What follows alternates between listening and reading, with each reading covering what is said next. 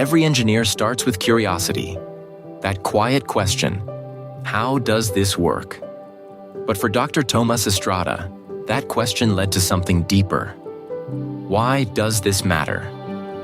On today's episode of Stories from Real Life, we sit down with Dr. Estrada, an engineering professor at Elizabethtown College in Pennsylvania, whose classroom is as much about people as it is about principles. He shares stories of discovery and the joy of watching students find purpose in what they create. It's a reminder that behind every blueprint is a human story. And behind every lesson, a teacher quietly building something that lasts far beyond the classroom. This is Stories from Real Life with Melvin E. Edwards, and today's story is Dr. Tomás Estrada's Engineering a Meaningful Life. I teach people. I teach engineering to people, yes, but it's very much like the human aspect to me is the most important one. And there, every single time, you've got a new set of human beings, right? Like you got new faces, you've got new minds, you've got folks who are curious about different things, who want to make an impact on the world in different ways. You are listening to Stories from Real Life, a podcast by engaging storytellers for engaged story listeners. Here's your host, author and journalist, Melvin E. Edwards.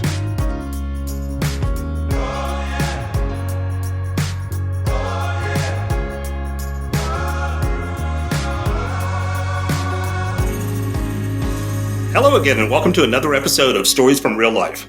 I'm your host, Melvin E. Edwards. Thank you for joining me for the podcast where personal stories can have a global impact. My guest today is Elizabethtown College engineering professor, Dr. Tomás Estrada. Tomás, welcome to the show. Thank you so much, Mel. I'm delighted to be here. Really excited to get this conversation underway. I'm really excited too. This is very personal for me, and I'm going to tell now how I met you and why it's personal. So I first met Dr. Estrada when my son Damon and I were visiting the campus for, I think it was called Prospective STEM Student Day. And that was 10 years ago. It's hard to believe that was already 10 years ago. So there was a friendly competition for students who were thinking of coming to Elizabethtown to major in engineering. And I don't know if you remember that competition or that day in particular. Do you remember that? I do. Yeah, we had a number of activities. Amongst them, there was like the machine design challenge, we called it, where they had to design their own small car and race them based on a limited number of parts, where they had to be fairly creative as to how they put that together. Yep. Well, it's a fun day. There was something you said after that competition that really influenced Damon's decision to come to Elizabethtown. And you may not even remember this part. You came up to me afterwards. He was there during the competition. I was off just walking around the campus. And when I came back to pick him up, you came up to me and you said, your son really has a talent for machines. And something that simple was really encouraging to me and to him. And he was being recruited by several colleges for baseball.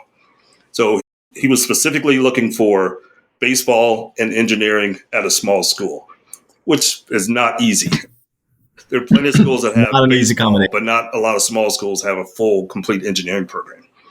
And so he was had narrowed it down to two. And that comment you made sort of tipped the scale that, well, he also really liked the baseball coach too. But that told me you recognized something in him. And I thought that would really be a good, encouraging place for him to be. And he ended up there and he loved the school. He loved it.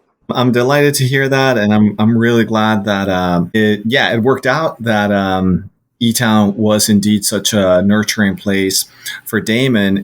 And to see him grow and thrive throughout his 4 years there. I've ran into him a couple of times at homecoming when he's come back to campus. To me, it's one of my favorite things about the job is to see that progression. So to see someone before they came to E-Town, to see them after, and see that growth and the progress it's amazing. So I'm delighted that I was able to make a difference for Damon. And I appreciate it. So let's talk about you. So you grew up in Costa Rica. Sure. So how did you end up going from Costa Rica to Lancaster County, Pennsylvania? Yeah. So that's a good question. They're not particularly close to each other. So now most people don't know this. I did most of my growing up in Costa Rica. My parents are Costa Rican, and of the first 22 years of my life, 20 of them I spent in Costa Rica. However, I was not born in Costa Rica. I was born in the States. My parents were here in the States for grad school, and that's when I was born. But when I was still a baby, we moved, the three of us, I was the oldest. So my parents and myself moved to Costa Rica when I was still a baby. But I was born in the States. What most people don't know is I was born in Pennsylvania, actually. So, yeah, I was, my parents went to Penn State for grad school. So I was born about 2 hours from where I currently live. So it's just kind of funny, you hear, sometimes I'll tell people, like I live in E-Town, PA. I was born in State College, PA. So I think Pennsylvania kid through and through. It's like, not really. Like I'm between part. There's a big 30 plus years in between. But so I did most of my growing up in Costa Rica, and I'd say fairly early on that I wanted to teach. Even from when I was young, I had a passion. I got a sense of I found it very fulfilling when I could help my classmates out, even in grade school. If one of my buddies had questions or anything, and I could help them out, that was, very gratifying and fulfilling for me. And my parents both worked at University of Costa Rica, so I got to see what the life of faculty was like. And I was like, I know I want to be a professor one day. And in order to do that, I knew I wanted to, I wanted to get a PhD in order to have a full range of options to teach and work. Now, education in Costa Rica is very good up until the undergrad level. So I did my undergrad back in Costa Rica, but I knew if I wanted to, fulfill my dream and be a professor, I needed to go abroad, either to Europe or to the States, were my top options for grad school and get my master's and my PhD. And from those, having been born in the States and being much more familiar with American culture, I decided to come to the US for grad school. I ended up doing my master's and PhD at University of Notre Dame. And once I finished my PhD, I started applying for faculty jobs. And I knew top priority for me was, you mentioned Damon seeking a place that had both the baseball side and the engineering side. For me, I wanted to teach at a place where you had a solid accredited engineering program, but where the focus would not just be just on the research, just on the engineering, just on the technical side. I wanted a place where the focus was going to be on that human connection, on being able to mentor my students, coach my students, and develop strong, meaningful relationships with them that hopefully would allow me to not just, have create impact just through what I did, but also create that ripple effect through all the students that then would be hopefully bolstered through my work. So I applied with that focus of looking for schools that had a strong teaching dimension, a strong mentorship dimension, and still with that also the strong technical engineering side. And from those, there was a handful of schools that stood out. But E-Town College for me, it was one of those things where the moment that I visited campus for that interview, I was like, this is the place. I could feel it. I could feel the energy. I could feel that the faculty that were there really cared about the students. I could tell that within the students, there was strong peer-to-peer community. And I'll be honest with you, at the time, I did not know a whole lot about Elizabethtown College. It's not like I was drawn to this particular name. No, I did some research. I'm like, oh, this is the kind of program they seem to have there. And I was like, this seems to be the kind of place where I could really thrive. I was really drawn to the fact that beyond the technical engineering side, it was a school that really cultivates the whole individual. They want students to grow holistically. They want them to grow as a whole person. And that's something that really resonated with me. I, as a faculty member, I want to bring my whole self to what I do. I want to be authentic. I want to be me, not just be, hey, the person that's writing engineering equations on the board, but really be, a human being that's in front of you, sharing that. I'm like, oh, this definitely seems like the place for it. So gladly it worked out. That was almost 16 years ago at this point. Yes, it's my 16th year at E-Town. And it's been all of that I hoped for and more. It's been a wonderful place to work. There's been just every year, I'd say every day, there's wonderful opportunities to connect with students. And so I ended up living 30 years later, ended up living 2 hours from the place that I was born. It felt like a coincidence. My mom says that it's not a coincidence, that there's some pull, some energetic spiritual pull, if you will, that attracts you to a place that deep down is home, and maybe there's some truth to that, but that's basically the story. That's pretty cool. So before you became a professor, you had to have an interest in engineering. Yes. And then to acquire the degrees to become a professor. So what first drew you to engineering? Was there a particular moment or person that sparked your curiosity? Yeah, that's a great question. So it's a tough one to answer, because like engineering is a very multifaceted major. You can do so many different things with it, and people come to engineering from different, let's say, through different paths. There's folks that get into engineering because they love building things. They love to put things together, and that's what drew them to engineering. There's some folks that like to sit on their computer and code. Perhaps they love to do diagrams, and that's what drew them to engineering.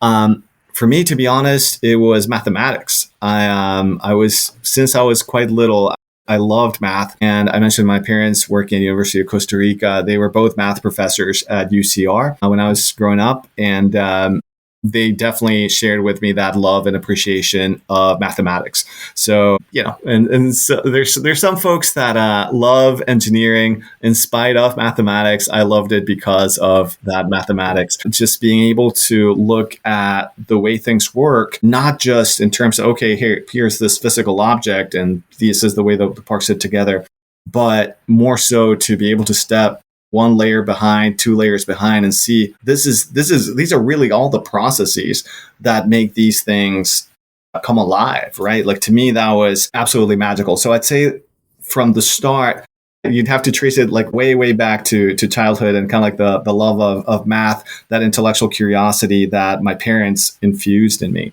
Now, you could say, well, why not become a math major? I think in that respect, I was a little bit different from them. So while I had that intellectual curiosity and passion for mathematics, I was also drawn to how this manifested in the real world. So I think it's one of the big differences between an engineering way of thinking, a mathematics way of thinking. In pure math, it's more, you like those functions, you like those formulas for their own beauty in themselves. And an engineer wants to put that at the service of real practical systems. So for me, like, the idea of how can I take these concepts, these equations, these formulas that are fascinating and beautiful, and out of that do something that could benefit mankind in some way. That was very, very attractive about engineering. I will say, Mel, I'm not going to lie to you and tell you that it was easy to pick a major. When I was 16, 17 years old, I really struggled with choosing what to do for college, because while engineering was very interesting, it was very appealing, it was not the only thing that was very appealing. Like, I'm also always have been really drawn to literature, to the humanities, to creative writing, to languages, things that folks don't really associate a whole lot with engineering. And so at some point I had to make a choice of a major. I've sought to cultivate all those things in my own time and personal life, and hopefully to bring that into the type of faculty member that I am. But it was hard. I think, like, I see some of my students that at age 19, some of my students have it figured out. They're engineers through and through. And like, there's never a moment of hesitation. For me, there was definitely moments of hesitation where I'm like, oh, like, engineering is interesting, but there's all this other stuff that's really cool too. So that was the harder thing, was kind of having to say no to other pursuits in terms of pursuing them as an academic major, between like that curiosity about like what really drives things, what's behind the scenes driving things, and then how can I use this to do things that hopefully have a positive impact on the world. That's what drew me in. Can you explain what the Order of the Engineer is? Yeah. So the Order of the Engineer is essentially a national. Actually, we took inspiration from Canada. It really started in Canada, but it is essentially, when you're inducted into the Order of the Engineer, you are pledging, like, honoring the profession, honoring a sense of ethics, owning a professional responsibility. So essentially, you are agreeing that you as an engineer are going to put your talents, your work, your effort at the service of the world to benefit, for the benefit of the greater good, and that you are going to act in ways that are ethical, in ways where you are taking care of the Earth's precious resources to benefit humankind. So it's I forget the exact year where this started, but Canada, there's some schools in Canada that really got it going. And then there were some universities in Ohio that brought that to the United States. And we followed that model, adapted it, and gladly, one of my colleagues, Dr. Reed Daly of my engineering department, brought it to Elizabethtown College and said, hey, let's have a chapter right here. Let's do an induction ceremony for the Order of the Engineer. And that's become a yearly ritual for all the senior engineers that are going out into the workforce to join this Order of the Engineer and essentially fully commit to that sense of ethics, professionalism, and service, which I think it's important. I think, as an engineer, that's always a good thing. I also think it lines up really, really nicely with Elizabethtown College's motto, which is educate for service. So it's like, through your profession, you are being of service to the world. And just for clarification for my listeners, the ones who pledged the ethics promise for the Order of the Engineer, they will wear a silver ring on their pinky of their that's correct working hand. So they're dominant of the working hand. That's right. Yeah. So there'll be a picture on the cover art with that, and I just want to explain to people what that is. Oh, yes, okay. Indeed. All right. So every career has a turning point. What was the defining moment that changed how you saw yourself as an engineer or as a teacher? Man, you keep asking great questions, and it's for me, like if I had to say like one turning point, I'd say during my PhD, I got the opportunity to run my own section of Introduction to Engineering. And that was the first time that I had that level of autonomy. I'd been a TA before, but it was the first time I had that level of autonomy in terms of developing a course, in terms of building relationships with my students, in terms of just crafting an educational experience that, where I could really make it my own. And that experience was extremely, extremely rich and vivid and positive. Intro to Engineering for folks that might not have a lot of familiarity, that's a course that folks will take in their first semester. Perhaps it's a 2-semester experience, but it's usually those first-year students in college that get to take Intro to Engineering. So this was back at Notre Dame. And through it, I got to learn from other instructors that were, more experienced than myself. And at the same time, I got to interact very, very closely with these young students. I mean, most of them are 18 years old, like fresh out of high school, starting to learn about what engineering is, and just seeing that level of enthusiasm. Sometimes there were some folks that perhaps had the enthusiasm, but had that also at the same time that self-doubt that comes with going to a rigorous program and not being sure, hey, am I going to be able to do this? That was extremely, let's say, I'll say like grounding, but like it was something that really cemented like, oh, this is something that I can do. Like this is something that can be my career. So in the PhD process, most of the time you're working on your dissertation. It's very, very, very research focused. A lot of programs will kind of look at it as like, well, you can do some teaching on the side if you want to, but it's definitely not something that is where most PhD students are going to dedicate most of their time to teaching. But just for me, like, don't get me wrong, I enjoyed the research aspect, but just feeling that deep level of satisfaction that came for me from the mentorship, the course development, the working with other like teaching colleagues, to helping these like young, like first year students navigate the challenges of just getting into engineering. That just for me was like, okay, this is definitely the path that I want to go. And it also confirmed for me that I wanted to be in a place like Elizabethtown. So I absolutely love Notre Dame. I had, lots of great experiences there. it's a much bigger school than E-Town. And in Intro to Engineering, there was lab sections, and I was in charge of like one of the like learning studio lab sections, and those were smaller. But there was a Intro to Engineering big lecture session that was in an auditorium, and that was over 300 students. And that was another thing where like I saw, like I looked around as a TA, like of the lecture portion as well, and being like, man, like if I'm a first year student and I see there's 300 other kids sitting in an auditorium, like there's no way that I'm going to go to the instructor for office hours. There's no way that, like, how am I going to build like any type of rapport here? Like it felt like a pretty intimidating space. So for me, like both like feeling the kind of close mentorship and like the type of real educational experience that happened with a smaller classroom, and just seeing like, ooh, I want to do more of this. And then on the other hand, seeing like the far more distant learning environment in the 300 plus person auditorium. For me, it also was like, okay, I know I definitely want to go work at a school like E-Town, a smaller school where I'm going to have, the smaller classes and the close contact with the students. Okay. So what's a story from your classroom or lab that still makes you smile years later? Yeah. So, man, there's a lot of stories. So one that just because and this is just fresh in my mind, just because I just shared about this particular course, but this was one that surprised me. It's one of those things, like you mentioned the story with your son, and how it shows that a lot of times the things that we say, we don't really know and understand the impact that they're going to have one way or another until much later, right? Like there's things that can just be kind of like, just a casual remark that you're making as a faculty member, and can either really hurt someone or really give someone confidence or really challenge someone too.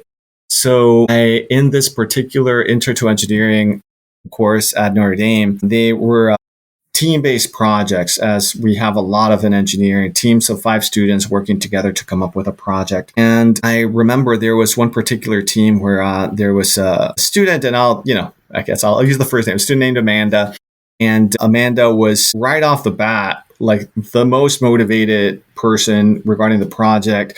She definitely took a leadership role right away in terms of brainstorming ideas of what type of project they wanted to do. I'm like, man, like Amanda has so many ideas, and she's getting everyone organized, and like this group is ticking because of Amanda. I was very impressed by her work. Now, later on in the semester, they had to assign roles, where I don't remember exactly what the 5 roles were, but one was essentially team leader was one of them. There was another one that was like in charge of operations. I believe there was, like one in charge of budget. There was one that was recorder. So recorder would basically, take the meeting minutes and things of that nature. And these are all important jobs. But in any case, when they turned in their assignment of, hey, here's our, what each person got assigned to, I saw that Amanda was not the team leader, and in fact was just, I'll say, Amanda was the recorder. She was the recorder of the minutes in this team. And I'll tell you right there, like that did not sit well with me at all. I'm like, I am seeing this person that is clearly like has been leading from the start, like organically has taken this role, and like the whole team is operating at a high level thanks to her. And now it's like now the roles are officially assigned, and someone else is the leader, and Amanda's just the recorder. So I had a conversation with her, and I was like, I noticed this, like I'm surprised, by this, and she like in the moment I think was surprised to hear from me, and that I mentioned that the next time that they submitted like their new information, they had changed the roles. They had said like, leader is Amanda, and then they had redistributed the other roles, and someone else was the recorder. Apparently, the conversation was not like a tense one at all. It kind of felt like she had, by default, fallen into that recorder role. Now, at the time, I'm like, okay, this is a win that, someone who organically was the leader indeed now is officially, the leader as should be the case. And I did not think a whole lot of it. The rest of their project went great. They did amazing and so on. But it was close to 12 years later that I got an email out of the blue from Amanda. And this was an email thanking me for that moment. She said, like, so many times since then, throughout her career as a woman working in a male-dominated sphere, she had experienced those assumptions of like, well, you're a woman, so you got relegated to these roles. Like, leadership is for men. And that moment when I challenged her to be like, hey, no, like you deserve more than this. Like, go, like, advocate for yourself to do this. That was a pivotal, like, life-changing career moment for her, when it's like, ooh, like, simultaneously, yes, I can do this, but no one's going to give it to me. I gotta go advocate for myself and do this. And that since then, she has continued to do that, throughout her career. Turns out it was an incredibly empowering thing. And like, 12 years later, she shared all these stories of ways that she had indeed like advocated for herself and like grown professionally and developed like, this beautiful career for herself, thanks to that moment. For me, that was, that's one that, it was very meaningful. It was very meaningful and surprising in the sense of like, in the moment, it felt like, okay, this is but it opened up my eyes to the fact that, yeah, these little things that we do can indeed impact someone in such meaningful ways, right? And there are, like, the other thing that impacted me as well was that everybody is fighting challenges and battles that we are not aware of, right? Like, I don't think her peers at the time were like, oh, I don't think consciously they thought, well, you're a female student, you just, write down the notes, we'll lead. I don't think it was a conscious decision like that. But up until that moment, I guess I had not really, like, in such a direct, conscious way thought about like, these are the like extra battles that, for example, a female student in a strongly like male dominated career and workplace is going to have to battle. So I guess that's one where, like, I think about that. I'm extremely proud of Amanda for advocating for herself. I'm extremely grateful to her for sharing that with me, right? For like 12 years later, that she had the presence of mind to say, you know what, I'm going to reach out to my old like intro to engineering instructor from way back when and let him know like what a difference he made. That was incredibly touching. Yeah, I could share others, but that's an important one for me. Yeah, that's a great one. That is a really good one. So engineering can be kind of abstract to outsiders. How do you turn technical lessons into human stories that your students can relate to? Yeah, so that's a great question, and I think it's one of the many reasons why I'm thankful to work at a place like eTown, where it's a program that really puts that human dimension at the center of engineering. So we do it in a number of ways. One that to me is very very striking is in the sophomore year. There's our community-based engineering project course.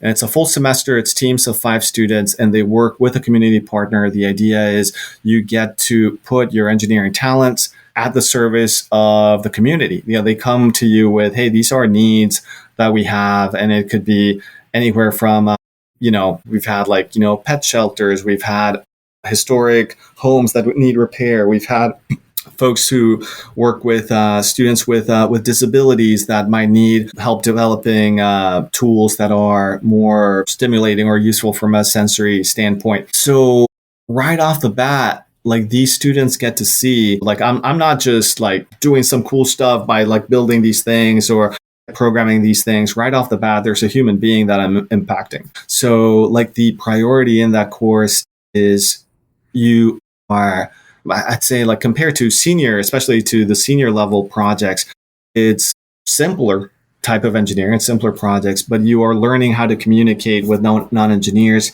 You're learning how to stick to a timeline, how to stick to a budget, and you're learning how to communicate your ideas in ways that will be meaningful to others. I think it's the first time that a lot of our students learn, oh, just because I think something's a great idea, it might not be useful to somebody else. Like, I might have this like, hey, this is what you definitely have to do. And someone might tell you like, no, that's not what I need at all. That doesn't really match like, what I need in my life. So it's one of those moments where engineers really learn, or like our engineering students really learn, that at the core of why we're doing engineering, it's asking, what problem am I solving? Who am I serving? What problem am I solving? Who am I serving? And if you start there, everything else flows from there. If you don't start there, then you can have this awesome, mind-blowing project and can be like technically really cool and be completely useless, or even worse, like detrimental, right, to a person, to society, and so on. So that is one way that, we at E-Town do it rather intentionally. It carries over to the junior and senior project experiences. So junior year, even before they do any sorts of getting in there and building or doing equations, you first ask that question of like, what community are we serving through this project? So the early assignments in that junior year, and that carries over into that senior project, are reaching out to people, talking to people, and figuring out what are their needs. What could I do to make these people's lives better? And so we've had a lot of excellent projects there. Like, one that comes to mind is folks that partnered with the local firefighters. And so like, they're like, what? I think there was like one previous connection where like one of the students knew someone who was a firefighter, and they thought of that. But it was one of the like finest examples of just before you even get to designing all the mechanical components and whatnot, like you are like reaching out to that community you want to serve and see like, what actually are your problems, and how could we as engineers come in and help you? For them, like in that particular project, it was they ended up designing a cleaning, racking, drying system for hoses for firefighters. Like, apparently, again, like you a lot of times feel like engineers are guilty of this. Like, we'll go in thinking we have the answers. It's like, hey, here, use my product that me and my company created. It'll make your life so much better. But this, to me, it's the opposite. We're asking, okay, like, like how can we help you? Like, what are your problems? And this was like the problem of like how long, how time consuming, like how energy intensive it was to dry the hoses, was one that, most people I think don't know that a lot of the local firefighters have. So, our engineers took that, back and out of there generated some potential solutions. And they're like, hey, we're thinking of going this way. There's also this possibility. And from there, soliciting feedback right away from like, some of the solutions that they thought were brilliant. They're like, ooh, this is such clever engineering. The firefighters are going to tell them, no, we would never use that. That's not practical in this setting. So we're not going to use that. At the end of the day, like they came through a lot of designs, redesigns, like, seeking feedback, reincorporating that feedback. They designed an awesome project. And I was very proud of that work. But to me, that's at the center of it. It's like first identifying like who do I want to serve? Who do I want to benefit? Can think of a bunch of other ones, but that's a very striking one for me, where it stood out in terms of just, okay, this is someone, it's a local organization, it's a local community. We can, reach out to them and really make a difference. And how a lot of times, what you thought were like the awesome features, hey, you actually have to scale back on that because, really it's not about how cool your project is. It's about, what difference you're making for people. And so you'd probably define that pretty generally as successful project.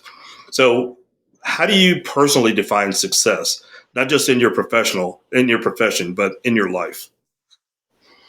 Yeah, that's it's a great question. I think everybody would benefit from asking themselves that question. And it's one that I revisit periodically. I can tell you that when I can think of a successful day, if let's say when I go home from work, from the office, and I think back and there's a couple of moments where I'm like, oh, there's at least a couple of moments where I can say like, oh, I made a difference for someone. I impacted someone in a positive way. Someone else's life is better thanks to my work. That alone makes it a successful work day. If I can go to bed and point to that and also think of ways that I've grown as a person, then more holistically for me, that's a successful, I'd say broadly, like in terms of like, and that's kind of like chunking it to like, like smaller intervals, right? Where if it's just, on a given day, if on a given day, like I ask myself, hey, whose life did I make better? Like, was I able to impact someone in a positive? And it doesn't have to be like in some grand way, but sometimes it's just even through a smile, a word of encouragement, through a good lesson where like I put in the work, what have you, through a coaching conversation. If I was able to do that on a given day and impact someone in a positive way, hey, that's a successful day right there, right? Like I already did my part to contribute to the general well-being and to someone's well-being. Hey,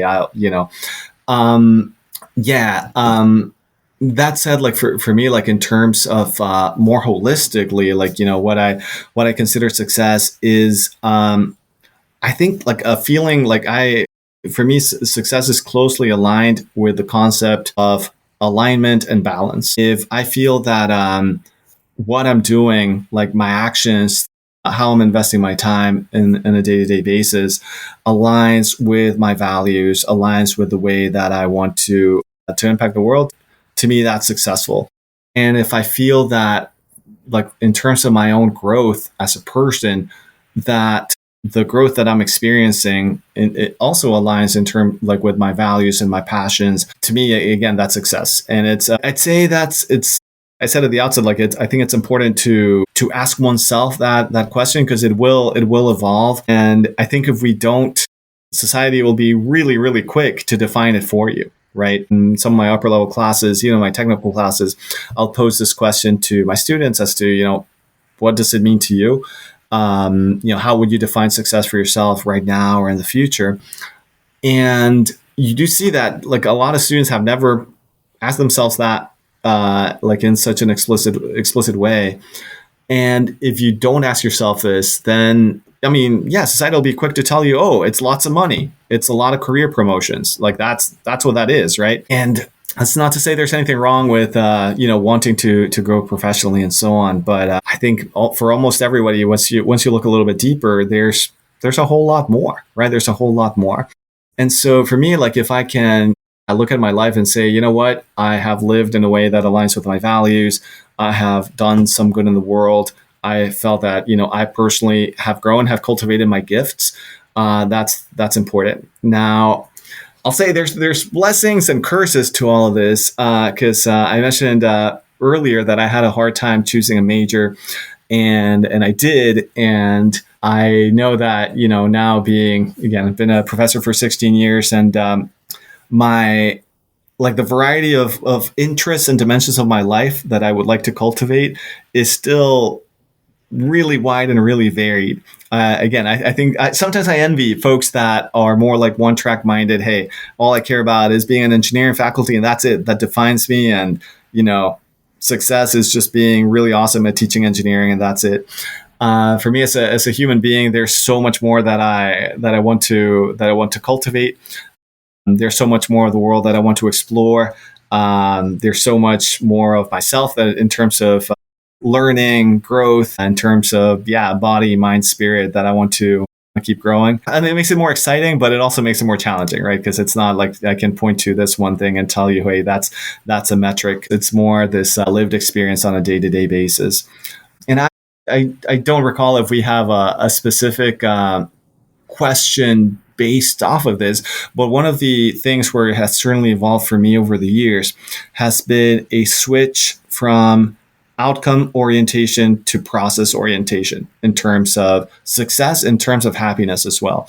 It's something that I definitely encourage my students to think about, like the better. So just to clarify a little bit, because some folks may have heard about outcome versus process orientation, but others may have not. So what I mean by that is like defining like outcome orientation is like, say you're a student, you're going to take a test and you say, oh, success is if I get a 95 or higher on that test. Whatever you did, it's once you get that test back, that external thing, that mark, that thumb of approval, or, that mark of approval or not, that determines success or not. And it determines your level of happiness. It determines your appraisal of your self-worth, all these things, right? Like we do it to ourselves so much. You're like, oh, if I get that promotion, I get to feel good. If I don't get the promotion, I'm a loser. I get to feel bad. If I don't know, I got a crush on someone, I ask them out. If they say yes, then I'll feel great. If they say no, then I feel terrible and I'm a loser. I feel like as a younger man, I was definitely more on that outcome focus of like, well, I need these things. I need a PhD. I need my career to look like a certain way in order to call myself successful. As I've gotten older, it has definitely shifted to, look, there's a lot of things in terms of those outcomes where like I can do my part, but there's a lot of things I don't control, right? Like you see it in the sports world a lot. You mentioned Damon playing baseball, and a lot of times it's like, oh, I'll feel good if my team wins. Like if we win, then we feel good. If we lose, we feel bad. Well, you don't really control how well the other team plays, right? And you could do your absolute best, and maybe the other guys did a little bit better, and you lost the game. Well, hell, you can still feel really, really proud of yourself for doing your best, putting in the time and the effort day in and day out, and just make yourself proud that way. For me, that's you're much more successful, even if like at the end the scoreboard says the other team won, than if your team won, yes, but you performed below what you could have asked of yourself. So to me, it's like it's shifted really far away from all these external markers of I need to hit these benchmarks of whatever, whether it's professional success or financial success or anything like that. I really don't care too much about any of that. And it's more just, on a day-to-day basis, on a moment-to-moment basis, am I living in a way that aligns with who I want to be? And am I growing in the right direction? What have your students taught you about resilience, creativity, and maybe even failure? Yeah. So I mentioned earlier that one of the lessons that I think we all learn at some point is that everybody else is fighting challenges that are different from our own, and that we might have no idea about, right? And while I face my own challenges, and I have faced my own challenges, for example, having grown up in Costa Rica and coming to the States and not being familiar with a lot of the culture, and trying to like now living in a place that is so different from the place where I grew up. Sure, it comes with some challenges, but from a lot of my students, I've seen different versions that challenges manifest and different ways that students can overcome them. So, for example, at E-Town, we have a lot of first-generation students, and these are students that like nobody in their family had ever had the opportunity to go to college, and they're like, "Hey, I'm the first one. And they'll come to me with some questions that, as somebody who is very familiar with the academic world, I mentioned both of my parents being faculty members. So that was not a challenge for me. I was definitely had a lot of guidance in terms of navigating the academic world. And there's questions that sometimes I'm like, oh, well, that's, I would have thought that a first year student would already know the answer to. Well, clearly not, because they haven't had the guidance of someone go through the process and mentor them as to this is the way that you face a certain challenge as a first year student, a way that you navigate a certain situation, that type of thing. So seeing that there's like as a first generation student, like so many of the students at E-Town are navigating these challenges and are persevering through, like navigating worlds that are different, uncertain, where there's norms, there's expectations that they're not familiar with, without having that figure, the way that I had my parents to kind of guide me through. To me, it's really, really admirable. And it's something that like I really tip my hat to my students who are able to thrive in that space and be able to navigate it and come out on the other side. So also I'm thinking of, yes, in terms of other challenges, this is one that's a little bit more similar to my own. But I've had international students who, when they first come to the States, struggle with English, struggle with the language. And they start out not getting great grades, especially in that first year seminar where there's a lot of writing. Intro to engineering, there's a lot of writing. And they'll like not have a very high GPA at the start. They'll experience a sense of homesickness. They'll experience lack of belonging, self-doubt as to like, well, I see other, some of my classmates don't have to put in nearly as much time as me. and they're getting A's. And meanwhile, I'm putting in all this extra time and I'm just getting a C in this class. And then I've seen those students start out there, then persevere once they get that language piece figured out, end up being like at the top of the class by the time they're seniors. I've seen some of these students then go on to have amazing careers, go on to grad school and get doctorates and what have you, or just, be extremely successful in industry. And again, these are students that I think like at other places, someone could look at like, man, yeah, you got to see an intro to engineering. What are you even doing? Like, that's, you're at the bottom of the class, and seeing those students still persevere with the challenges in language and culture and overcome that, to me is, it's very inspiring.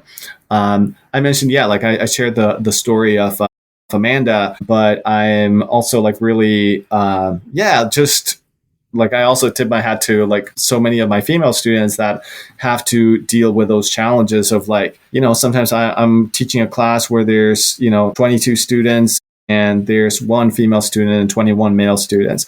And just it's something that I, as a man in a male dominated field, did not have to face those challenges, but understanding now like how much harder that is when you look around and it's like, oh, everyone else here looks, different than I do. That's a challenge. I look at and they can manifest in different ways. Like I think of, our female students, I think of our students of color in a primarily white institution. Again, there's cases where I got 20 kids in a class and, there's, one black student or one Latino student and everyone else is white. And just recognizing that someone said, you know what, I'm not going to let this limit me. I'm going to go in there and still I'm going to hold my own. I'm going to advocate for myself. I'm going to thrive here, recognizing that takes a special brand of courage. It takes a special brand of resilience. To me, it's something like I admire my students that see that, still go right in, still push through and thrive. I mean, because it's hard. And I'll say like I hope that those students see me as an advocate. Like I root for 100% of my students, but especially for those that I recognize as facing additional challenges, for the students that might think of themselves as being like on the outside from different points of view in the engineering world. I'm like, hey, I'm here for you. And when I see those students overcome and thrive and succeed, it gives me a tremendous amount of joy. So is that one of the passions that keeps you, is that one of the things that keeps you passionate about teaching after all these years? Yeah, absolutely. Absolutely. It goes back to like you asked, how do you make engineering more human, right? How do you make engineering more human? It's about the impact that you have on people, like ultimately. And for me with teaching, it's very much the same way. I could teach the exact same control systems, technical content, and it's not the exact same. Like I'll say engineering does evolve. There's new technologies coming out that you're incorporating. Sure. So, but even if it were mainly the same core technical content, you're working with different people. Every time the person that you have in front of you is faced with different challenges, has different hopes and dreams, and you're going to help them unlock something different within themselves. So someone asked me, oh, so you teach engineering? I'm like, no, I teach people. I teach engineering to people, yes, but it's very much like the human aspect to me is the most important one. And there, every single time, you've got a new set of human beings, right? Like you got new faces, you've got new minds, you've got folks who are curious about different things, who want to make an impact in the world in different ways. And to me, being able to connect with that human dimension is what, I'm very confident and optimistic that, professor for 16 years and for a long time, going forward, like I don't see myself getting bored of it. Because again, if it were strictly about the subject matter, then potentially I could get bored of teaching, circuits or teaching controls or what have you. But if it's a matter of like, hey, here's somebody that's coming to me because they want to grow, like they've got hopes, they've got motivation, but they also have fears and concerns and they need some guidance. Hey, to me, that's something where like every single year it's fresh and different, and every single year like I know that I'm being of service to somebody else and that I'm passionate about. That's awesome. So I just have one more question for you, but before we get to that question, I want to come full circle on how we started this conversation with my son and his decision to go to Elizabethtown. So he enrolled there in 2016, the fall of 2016. And just to complete the story, he graduated in 2020, which happened to be the COVID year. So didn't actually get to walk across the stage and all that stuff. We sat on the couch in our living room and watched his name scroll across the TV screen, which was unfortunate, but Yep. he learned another level of resilience, as did his entire class that year. And he graduated with a degree Yes. in mechanical engineering.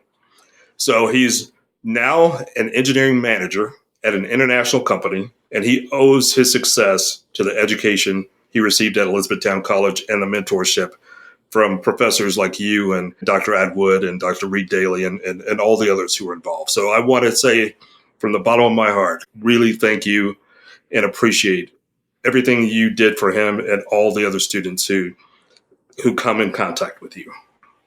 Thank you so much for sharing that, Mel. And that's why we do what we do. I know that I have spoken in the first person singular through most of it and say like I have this, but I know that I can speak for my colleagues here as well. Everybody in my department is at Elizabethtown College because we share that mission. Like we want to be able to impact young students, especially young students that that could use the coaching, right? I feel like there's some students that have already come in with all the support in the world. They came from a high school where they had like just all the privilege in the world, all the guidance. And it's like, okay, well, we could just give you the textbooks and you'd be fine. But for most students, this is not the case. For most students, you need the mentorship, you need the coaching, you need the guidance, you need that human support. So I know for all of us at eTown, it's something we're really, really passionate about. And I'm delighted to hear that. I'm really grateful to you, Mel, for sharing that. And Damon, if you're listening to this, congratulations. I'm hella proud of you. All right. And for our final question of the day, when your career is said and done, what's the story you hope people will remember about you as a professor, to be specific? Yeah, I don't know that I would like, that I'm going to focus on like a single story, a single anecdote, but I want folks to think of me as someone who was authentic and allowed them to be their authentic selves too. If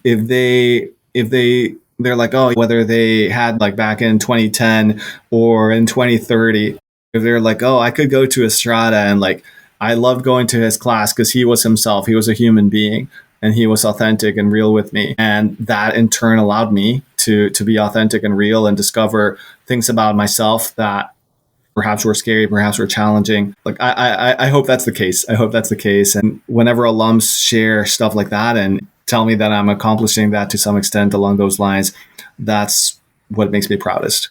All right, that's a great way to end this episode today. So our guest today has been Elizabethtown College engineering professor, Dr. Tomás Estrada. Tomás, thank you so much for being here. I really appreciate it. Thank you so much, Mel. It was delightful to chat with you. Thank you for all the great questions. And I'm, again, really grateful to you for sharing what you shared about Damon. I know that I speak for the whole team at eTown when we say like we're like this is our goal, this is our mission. I'm honored that you took the time to share this space with me and bring me on your show.